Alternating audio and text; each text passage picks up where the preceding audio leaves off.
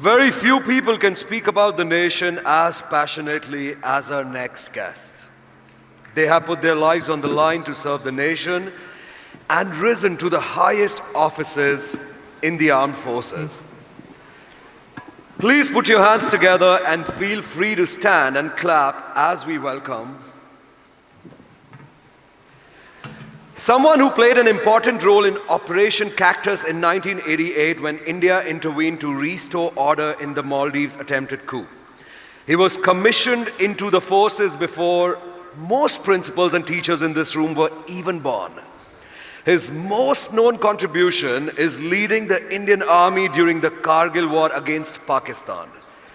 For us at I.I.M.U.N, he has traveled across the country to talk to the youth and share experiences and is always available to guide us at any hour. Please welcome the 19th Chief of Army Staff and a member of our advisory board, PVSM, AVSM, General Ved Prakash Malik.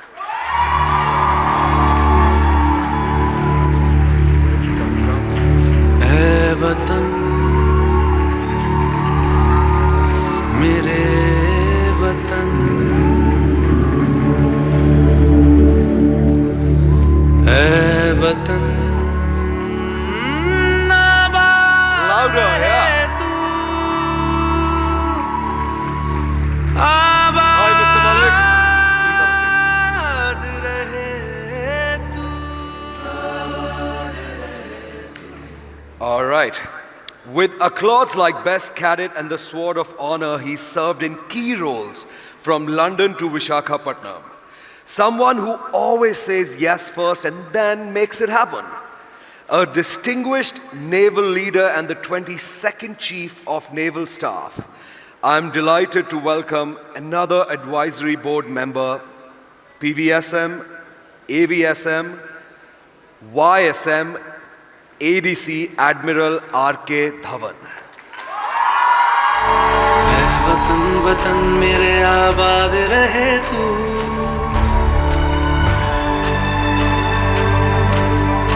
ऐ वतन वतन मेरे आबाद रहे तू ऐ वतन वतन मेरे आबाद रहे तू मैं जहाँ रहूँ जहाँ मैं याद रहे तू मैं जहाँ रहूँ जहाँ मैं याद रहे तू ऐ वतन मेरे वतन ऐ वतन मेरे वतन. Our next guest has soared to the highest altitudes, protecting our country with a distinguished 4-decade career, including commanding MiG-21 squadrons and key roles like Air Defense Commander, the Tom Cruise of the skies. He served in the 1971 war and has championed everything youth and I.I.M.U.N since we met him first in 2018. Please welcome the 22nd Chief of Air Staff and also a part of the advisory board, PVSM, VSM, Air Chief Marshal P.V. Naik. मेरी मंजिल है पहचान तुझी से तू ही मेरी मंजिल है पहचान तुझी से पहुंचूं मैं जहां भी मेरी बुनियाद रहे तू पहुंचूं मैं जहां भी मेरी बुनियाद रहे तू ऐ वतन वतन मेरे आबाद रहे तू मैं जहां रहूं जहां मैं याद रहे तू ऐ वतन मेरे वतन. Are we excited to speak to them? We should be very honored. I'll take this.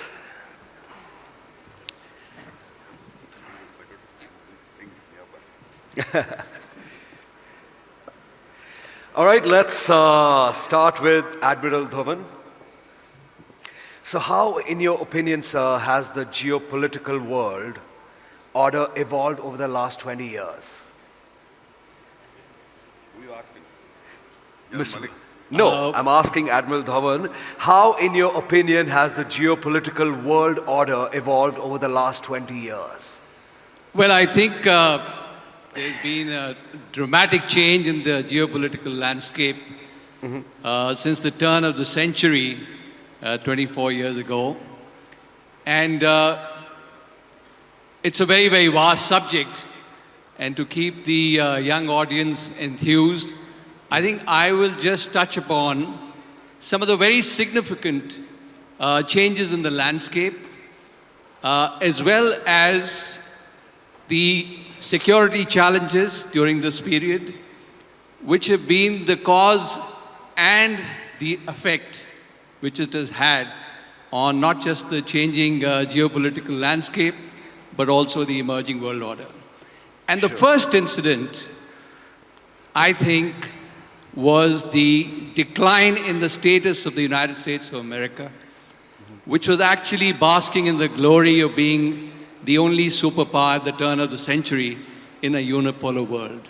And then a very shocking incident happened which shook not just the United States, but the entire world when Al-Qaeda carried out the 9/11 attacks in September of 2001 on the United States of America.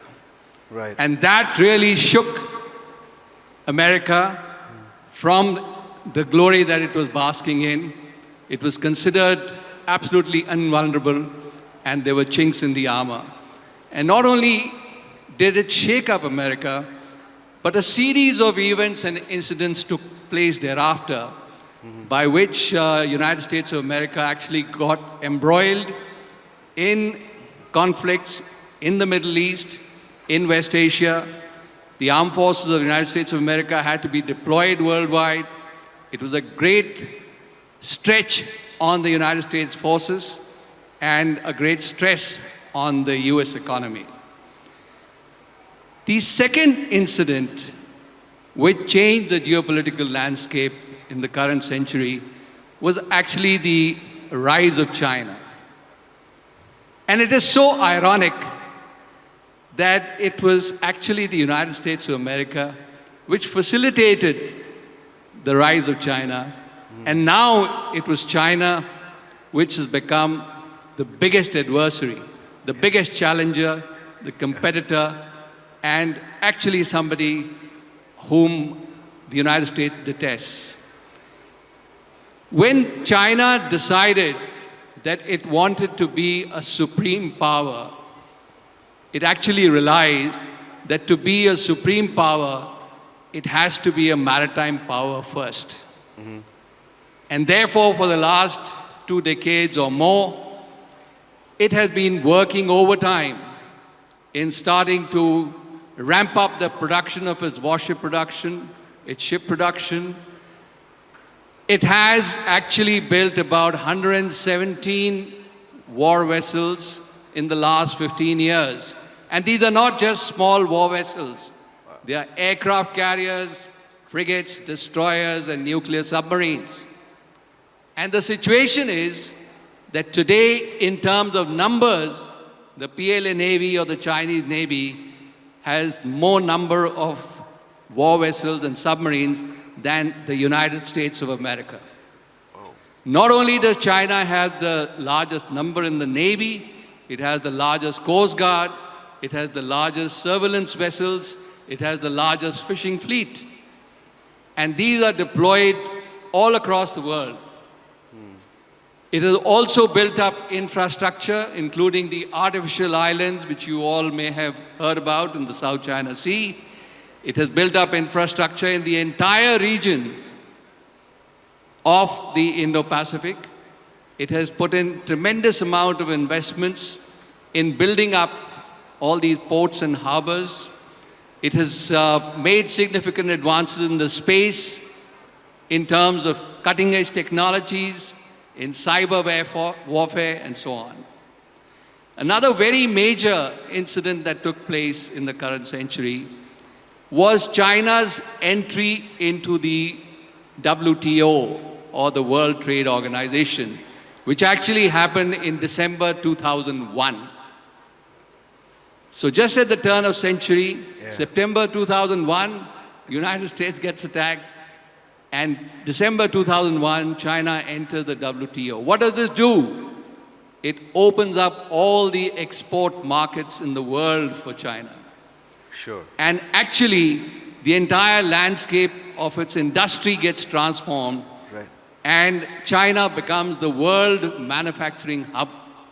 And you can see and imagine what a change in the economy came about in China, and it became the number one, or it is aspiring towards the number one economy. And it actually had these economic dependencies all across the world. And this is where it started deploying in different parts of the world as well. The next major incident which took place was something called Arab Spring. Arab Spring actually took place or started in 2010 in Tunisia with a series of unrest that took place, anti-government unrest in Tunisia for the change of leadership in Egypt, in Tunisia, Right. as well as Libya. And actually it was thought that it will bring about peace, but it started a period of turmoil in all these countries and then in the entire region. And these unrests and conflicts are actually continuing till today in Yemen, in Syria, as well as in Libya as well. And also there was a major thing that happened was that there was migration, because people were leaving all these countries which were in turmoil and landing up in different parts of the world, but particularly in southern Europe as well. The next event I can think of was Brexit, when United Kingdom decided to part ways with Europe, and that led to a lot of confusion, that led to a lot of economic turmoil, because United Kingdom was actually the bridge, or is the bridge, between Europe and North America. And that was disturbed, and that also had a tremendous impact on the geopolitical situation. The next was that the impact related to the Soviet Union, the breakup of the Soviet Union, was actually felt in the current century. Because Russia is actually just a shadow of the mighty superpower that the Soviet Union was. And it actually led to a series of problems with its erstwhile members of the Soviet Union. And the war that we see today in Ukraine is one such event which has actually reduced the military capability and had a lot of economic stress. So currently we see two major wars which are on, one in Ukraine, one in Gaza. Yeah. And this is a reflection of the change in the geopolitical scenario, Sure. the way conflicts are there, because these are proxy wars. This is where the great powers have actually got involved in the conflicts in these regions. And therefore, you can see that in Ukraine, which is backed by the West, as well as America, is virtually in a conflict with Russia. And as far as the Gaza is concerned, what is happening as part of the action, counter-action, which Israel has done, that the conflict has actually expanded to Iran, to Yemen, to Lebanon, and so on. And these two wars actually have made the likelihood of the third war in Taiwan a very, very big possibility. Because the only country, or one of the main countries which benefits if the Ukraine as well as the Gaza war or conflict continues is China. And China is flexing muscles to make sure that it says Taiwan will happen. When is the only question. So Right. this is going to create a total scenario. So this is how I see that scenario is changing. And one major thing which actually is there, that in this period of last 20 years, there has been a recognition of the importance of the maritime domain and importance of the oceans. And I feel that the seas around us are gaining newfound importance as each day goes by. And I have no doubt that the current century Right. is the century of the seas.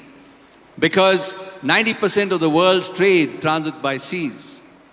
And these are oil arteries which carry the trade. And if there is any impediment to the movement of oil, gas, or trade, it will have a detrimental impact not just on the economies, but it will lead to conflict at sea. And therefore, you can see that there has been a power shift from the West and the Atlantic to Asia Right. and the Indo-Pacific. And Indo-Pacific has actually emerged as the world's center of gravity in the maritime domain. And here in the last point I'd like to make is that I'd like to talk a bit about India and its role in the changing geopolitical scenario. Because India is a maritime nation which actually occupies a very dominant position in the Indian Ocean region and has vast interests in the Indo-Pacific region as well. And therefore, over the last 20 years, India has developed into a dominant regional power and an aspiring great power. It has economically developed, it is militarily strong, and as a respected democracy, it is actually working towards evolving a rules-based international order.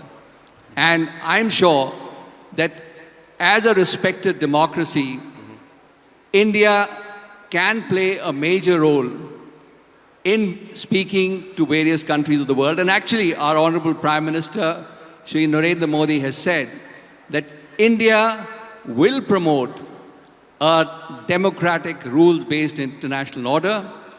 To achieve that, India will engage the world in peace, through dialogue, with respect, and with total commitment to international law.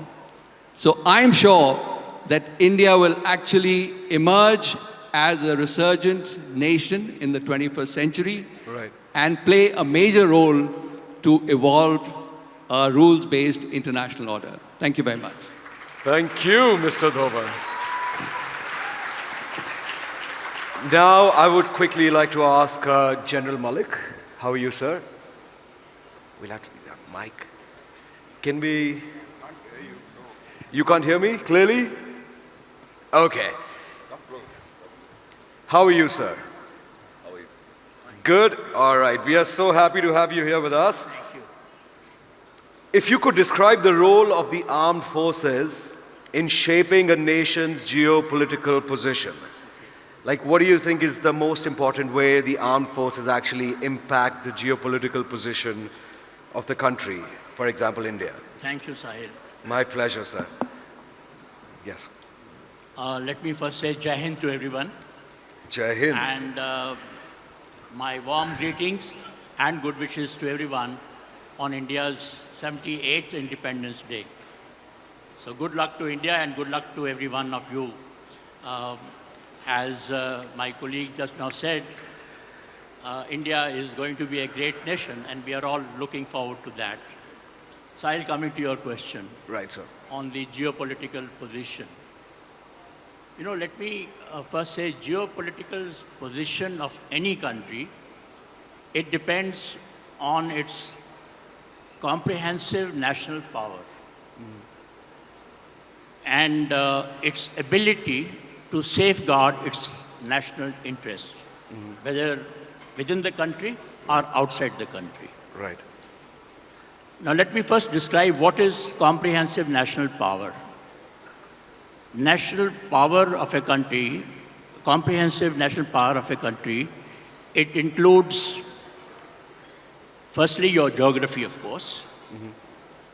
Second, I would put it your economy. How good is your economy?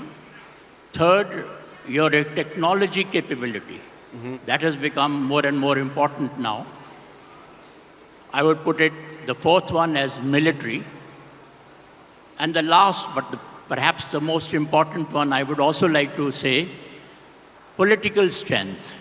Your internal security strength, as well as your leadership, political leadership. And one more I can add, because just before us, there was a very good session on the sports. Right. And that is, I'm saying, your soft power also plays a big role. Now, this is what is your comprehensive national power, and that gives you capability to safeguard your interests, as I said. As far as the armed forces are concerned, armed forces are an instrument, an armed instrument of your national strength. And when required, they are used to safeguard, as I said, either inside the country or outside. Sure. Now, I can give you example. For example, inside the country, today the armed forces are being utilized, whether it is J&K or Northeast, or earlier we have done it in Punjab and other places also. These are the internal security aspects, which is still being handled in a large number by the armed forces. External side, we are always engaged with China and Pakistan along the line of control, line of actual control. We've also done our bit. You mentioned about Operation Cactus, going to Maldives when we were required, or going to Sri Lanka, what we call Operation Pavan. We've also been providing a large strength in the United Nations peacekeeping forces to look after, again, our interests, national interests, etc. So that is what makes the national strength as well as our capability to be able to safeguard. And that's what the armed forces have been as an instrument, an armed instrument of power. When your diplomacy fails, then you call for the armed forces. Yes. And that is what we do. Thank you so much, sir. Can we have a huge round of applause for General Malik? Thank you, everybody. Mr. Naik, how are you, sir? I'm not Mr. Naik. Air Chief Marshal. I'm not Mr. Naik. I am Air Chief Marshal Naik. Air Chief Marshal Naik, how are you, sir? I am great. It's such an honor to have you here with us. I would just quickly want to ask you, why does India fit best to play the role of Vishwamitra or Vishwaguru? Oh, interesting. That's an interesting question. Yeah, we kept the most interesting There one. are, and it's a long answer, so, must have patience. First is Vishwamitra. Vishwamitra was a great king. Thereafter, he became a great sage. He was one of the 7 Brahmarshis, the topmost of the rishis in India. He was the guy who taught the art of war to Ram and Lakshman. So Vishwamitra was a great thing. I hope we are not trying to become Vishwamitra, really. Whereas Vishwamitra, that means friend of the world, which India is eminently qualified to do. And we've been working towards it for quite some time. Now let me come to Vishwaguru. Being Vishwaguru is India's desire to impart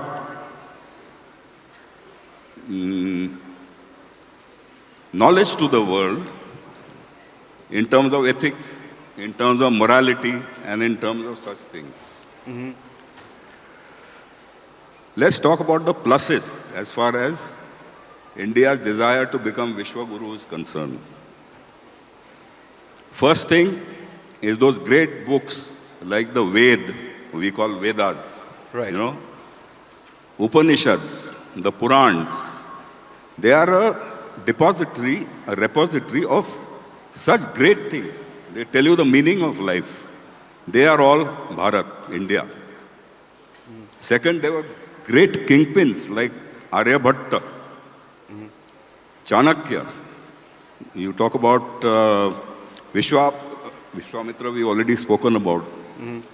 These people, Panini, Charak, there were so many people who imparted great knowledge to the world. Of course, this was long, long ago, about medicine, about astronomy, about life itself. Then you come to a little more contemporary scenario, India's political goodwill. You know, we've been pretty good all over the world, as the public has seen in the last few years. Right. So these are some of the strengths as far as India is concerned. You have a democracy which has been one of the largest democracies of the world. And it is multifaceted, it has many diversities. But we managed our democracy well, and we've continued to be a democratic nation. Sure. Which is a great achievement for the rest of the world to learn also. Now, all these pluses are good enough, but in my humble opinion, let us look at some hard facts. The first fact was brought out by these Sania and Saina. With 5 bronze and 1 silver, can you expect to be Vishwaguru? No. Second thing I'd like to ask the people here, how many people know the names of the names of the Vedas as you call it? One of the Veds is sitting here, Ved Malik. But do you know the others?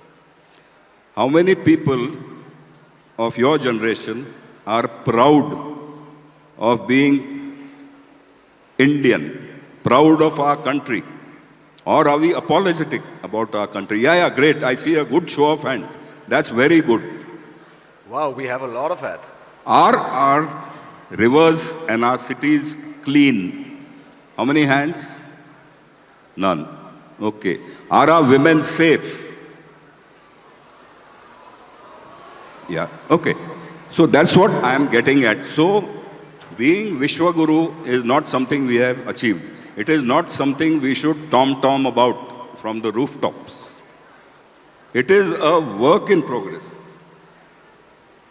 You know, you have to make yourself strong. You have to lift yourself to that level where the rest of the world calls you Vishwaguru. There is a small couplet I'd like to share with you.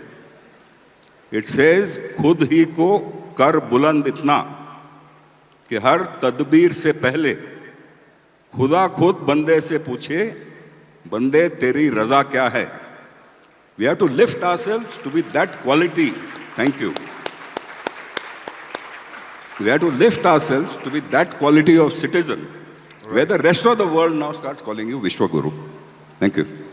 All right, I'm going to ask General V.P. Malik another question, sir. Can you sit here? Yes, now I'll have the honor and the privilege of sitting next to you. So, sir, having served as the 19th Chief of the Indian Army, which is incredible, we are also proud of you, you have overseen significant contributions to the International Peace Corps. But many feel there's no point really in continuing to supply men and women to a largely failing United Nations that ignores India's need to become a permanent member of the Society Council. What are your thoughts on this? Important question. Let me first explain to you what we have been, the role that we have been playing in international peacekeeping. We started playing that role in 1953, soon after the Korean War got over. I think the first mission that we had was Repatriation Commission. And since then, all across the world, we have sent more than 50 missions for peacekeeping. And we have primarily kept them only for peacekeeping. You know, in the United Nations Charter, there are 2 chapters. There is one chapter 6, and there is another one, chapter 7. India, right from the beginning, has only been participating in chapter 6, which means no fighting, no taking anybody's side, but ensuring the peace takes place and whatever is required as part of peacekeeping.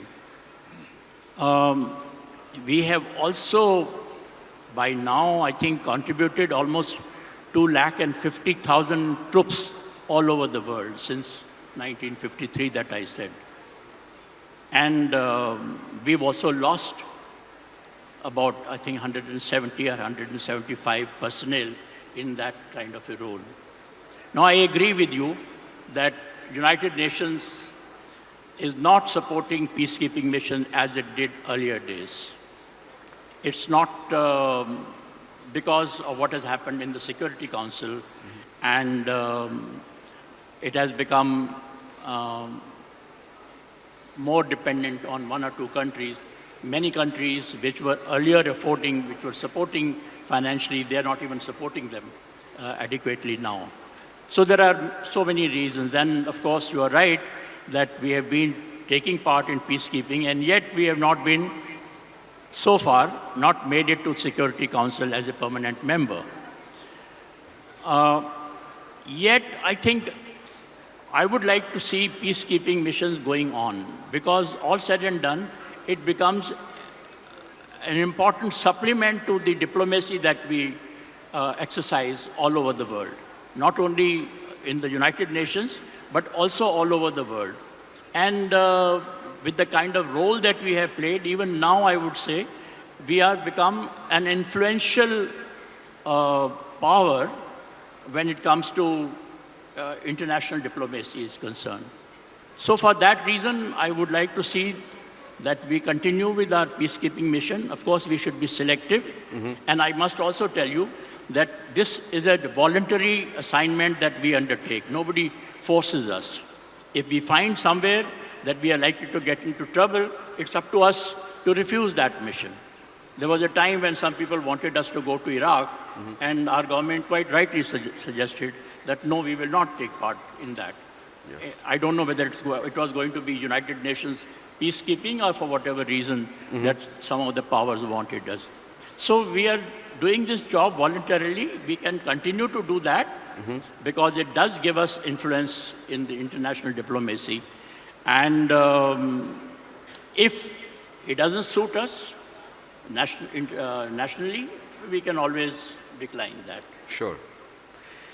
Thank you so much for the insights. Thank you. Hashtag iconic. Right? All right, now I'm back to you, Air Chief Marshal P.V. Naik, the icon. Was it okay? Great. All right. So, sir, all students here are going to don hats of policymakers to bring the world closer. So all the students here, we are hoping, are going to don hats of policymakers to bring the world closer. This is a good academic exercise, like it should be. But today, we see a rapid increase in the use of force in places like Russia and Ukraine, among other aggressions. So do you think, is there a role for young people on the roadmap to peace beyond social media activism? So what is your take on this? We would love to know.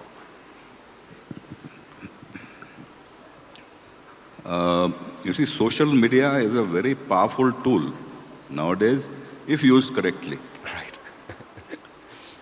Now, the most famous incident that came to light a few months ago was that artificial intelligence-induced portrait, all eyes on Rafah in Gaza. You know, all of you must have seen that line of tents stretching all the way to the horizon, managed by artificial intelligence, spelling all eyes on Rafah. Now, one thing I'd like to caution our youngsters, we are fond of taking on many causes. If these causes are outside your country, like Rafah, and you start worrying about it, there's not much you can do other than using social media. Yes. There's not much you can do. Sure. Unless you go there as a soldier or as a photographer or as a newspaper correspondent. Yeah. There's nothing much you can do. But my question to you all is, why Rafah? In your own country, you have so many problems. You have terrorism. You have natural disasters. You have rape and murder, which is going on in Calcutta at the present moment. You know, the case that is going on, all of you must have heard that. You have so many problems inside your own country. Now, in your own country, of course, use of social media will help you a lot. But there are many other things you can do being stationed in your own country. Sure. One is join these marches and movements that carry on the cause that you have selected. If you can't do that, join the organizations and the NGOs and the peacekeepers who are leading these things if they correspond to your cause. The other thing is fundraising. Is another thing you can do either on social media or on telephone or personally going there. So there are a lot of things you can do. And the advantage of this is that you're helping your own country instead of worrying about somebody else's problems. Right. So this is my advice. Look at your own country, look inwards, and you'll find that there are many things you can do other than using social media. Yeah. Thank you. I hope you guys were listening. Were you listening? Yes, please help your country first. All right, I'm going to go back to Admiral R.K. Dhowan. Sir, Gen Z. We have a lot of Gen Z happening here. And they are very conscious of combating climate change, like they should be. Like we all should be. The seas have historically connected the world, but they are generally ignored for some reason. So what can be done to reverse this via I.I.M.U.N. and Gen Z? Okay, thank you. I think it's very important for our young audience to understand firstly that our blue planet, the Earth, and I'm sure most of them know that our blue planet, the Earth, has a dominance of the maritime domain with over 75% of the Earth's surface covered by water. And I'm sure they've read that in their school books. But what is important to understand is that the oceans are essential to life on Earth. And why do I say that? Because they are the suppliers of oxygen and supply 50% of our oxygen needs. And I would like all the youngsters to just reflect on this, that if the oceans supply you with 50% of the oxygen, that means that every second breath you take comes from the oceans. Every second breath you take comes from the oceans. The oceans are also absorbers of carbon dioxide, and they quietly absorb over 30% of the carbon dioxide and the greenhouse gases. Wow. They are rich in oil, gas, and mineral resources, and they provide humankind with seafood, with medicines, and with salt. They are actually a repository of renewable sources of ocean energy. The oceans are a huge sink which keeps our blue planet, the Earth, cool. And they have also emerged as the global economic highways for transit of over nearly 90% of the world's trade. Now, with all this importance, what has happened is that the humankind, on the other hand, has been blind to all that the oceans is doing. And with depletion of resources on land, humankind has now turned towards the seas for resources. And there is a misperception that the oceans are an unending resource base and an infinite sink. Nothing is further away from reality. The reality is that over the past few decades, humankind has carried out indiscriminate pollution of the oceans. Sure. And contamination of the natural marine habitat, which has resulted in a detrimental impact of global warming and climate change on the oceans. Studies have indicated that 80% of all pollutants in the oceans emanate from land.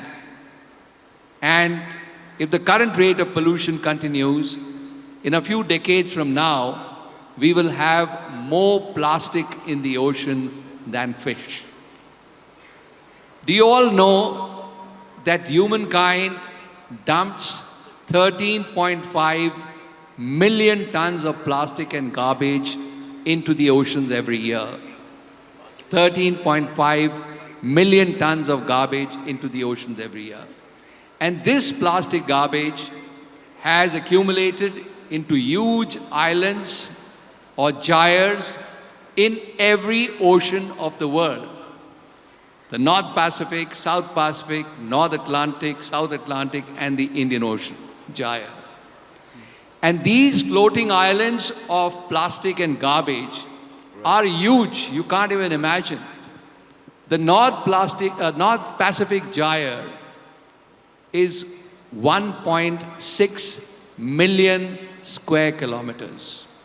1.6 million square kilometers. That is 3 times the land size of France. Wow. And the Indian Ocean gyre, which actually floats between Australia and Africa, is of the size of 5 million square kilometers. 1.5 times the land size of India. This is what humankind has done to the oceans.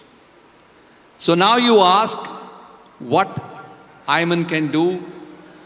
I can say that, I'm very proud that my think tank, the Society for Aerospace, Maritime and Defense Studies, of which I have the privilege to be the founding chairman, has launched a unique initiative to draft the Global Maritime Accord, which is to come up with an action plan to counter the detrimental impact of global warming and climate change by leveraging the oceans.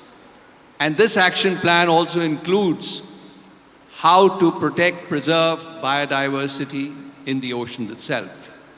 And while it has many elements of marine spatial planning, etc., what I can think we can do with I.I.M.U.N is to actually partner in the cleanup of the oceans. And while cleaning up the oceans,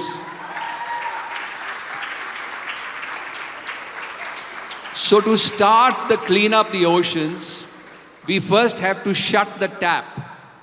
We have to shut the tap of this 13 million tons of plastic garbage, which is still flowing into the oceans.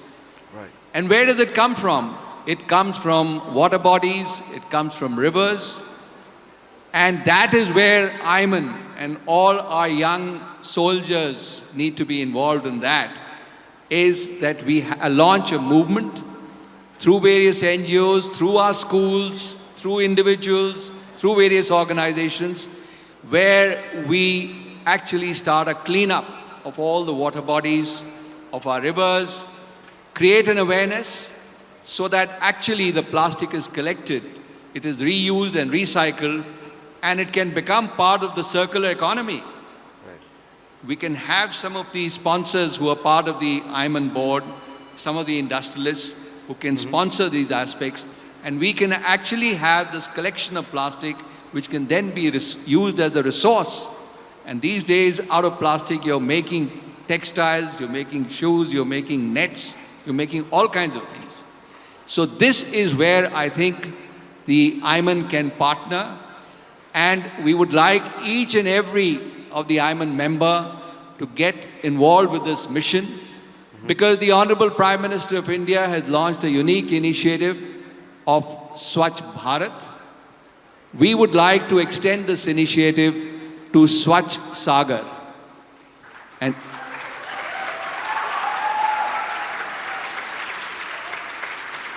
And by that, each one of you gets involved to make sure that we don't pollute our water bodies, don't pollute our rivers. We collect all the waste, create an awareness as a movement so that we can have clean and healthy oceans for our future generations, which is you. And the overall vision is to save the oceans for a safe earth. Thank you very much. Incredible. Thank you, sir. All right, now let's just play a quick game of rapid fire, because we must. So I'm going to mention a word to you, and then whatever comes to your mind first, you'll just tell me. Sure. Hi, can you hear me? Yes, it's working. Is that mic working, sir? Yours is working. All right, so I'm going to give them a word, and whatever comes to their mind first, they're just going to say it, right? So we can go this order. Youth. Power. Wow. Sir, youth. If I say the word youth, what comes to your mind first? The future. Yes. That section's very excited about the future bit. I'm going to check with you guys, what are you up to after 10 years? Youth, what's the first word that comes to your mind, sir? The future. Incredible. They have a lot of faith in you. Please don't disappoint them. Bharat. Jai Bharat. Jai Bharat. Bharat, what comes to your mind, sir? For me, the best in the world. The best in the world. Bharat.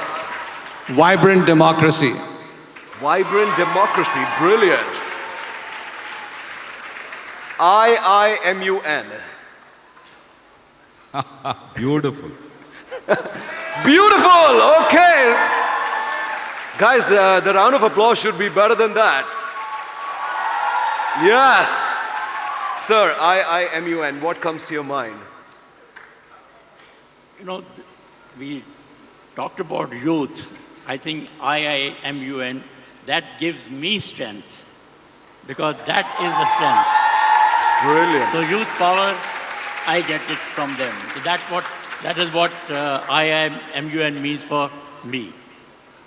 Incredible. Thank you, sir. Big round of applause. His answer was so amazing, I ended up fumbling. I.I.M.U.N. What comes to your mind, sir? I would say vibrant and full of vigor. Okay.